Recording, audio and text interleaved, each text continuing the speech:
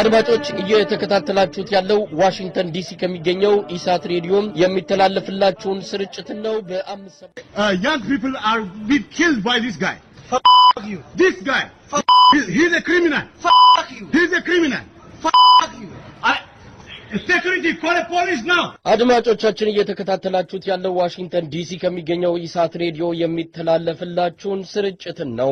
በዚህ በዋሽንግተን ዲሲ የተገኙት የሶማሌ ክልሉ ፕሬዝዳንት አቶ አብዱና የሆቴል ሴኩሪቲዎች መምጣት ሲጀምሩ እንግዲህ ቪዲዮ ላይ እንዳየነው ከአንድ የክልል ፕሬዝዳንት የማይጠበቁ አስቀያሚ እኔ በዚህ በሚዲያ ላይ ልገልጻቸው ማለት አስቀያሚ ቃሎችን የተጠቀመው እና እኔ ራሴ በጣም ነው የገረመኝ። ምን ጀለኛ እንደሆኑ ስትገልጹ ስትቃወሙ ሰምተናል።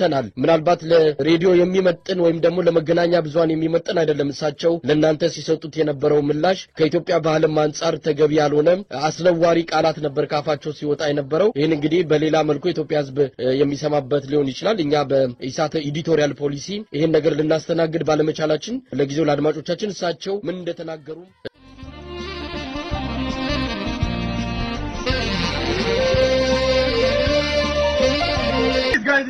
መኮንን በጣም ነው ማመሰግነው።